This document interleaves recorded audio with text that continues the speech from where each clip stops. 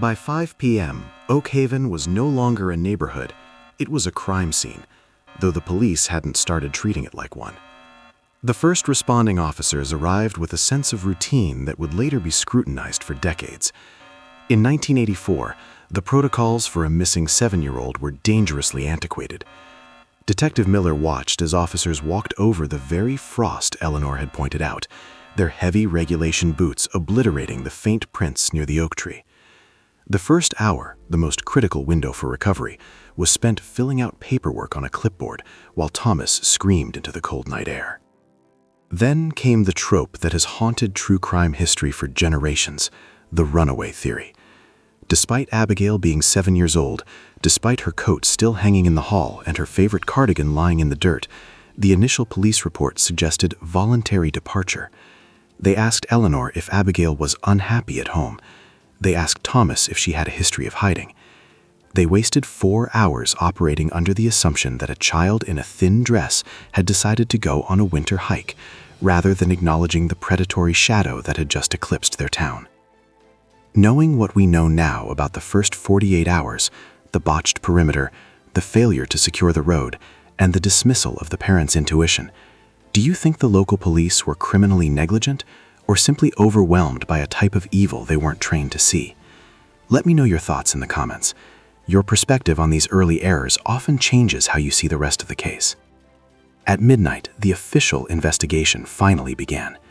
The woods behind the Miller house were flooded with the artificial white light of portable generators. Hundreds of volunteers from 3 different counties lined up shoulder to shoulder, moving like a human comb through the brush. Then a shout went up near the creek, 3 miles away. A volunteer had found a scrap of blue fabric caught on a briar patch.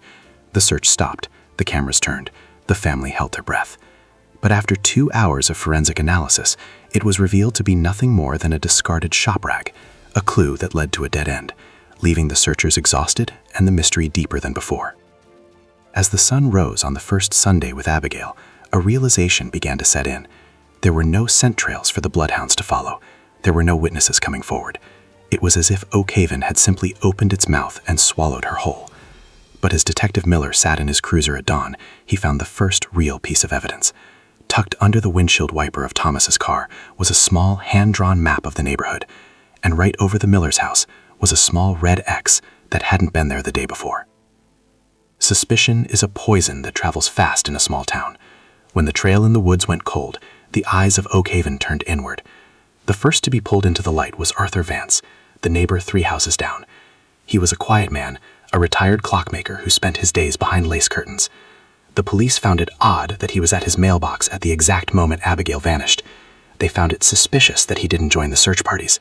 For 6 months, Arthur's life was dismantled. They tore up his floorboards. They dug up his prize-winning garden. They found nothing but the quiet tools of a lonely man. Arthur Vance would die 10 years later, his reputation ruined by a coincidence of timing. But if the neighbor was a distraction, the man in the tan jacket was a ghost. Multiple witnesses eventually came forward describing a rusted beige van with mismatched doors idling near the school bus stop 3 days before Abigail vanished.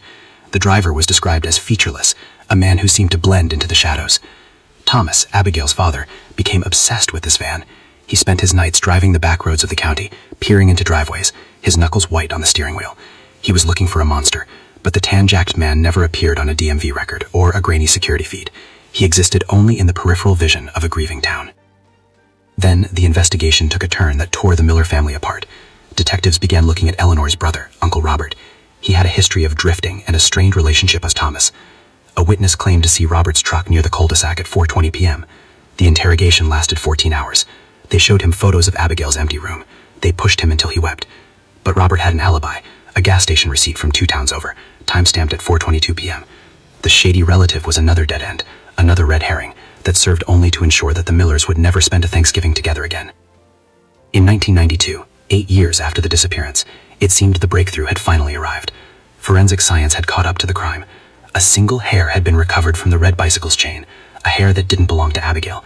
For months, the town waited for the DNA match that would finally name the monster. But when the results came back from the lab, the lead investigator, Detective Miller, turned pale. The DNA didn't belong to a neighbor. It didn't belong to a drifter.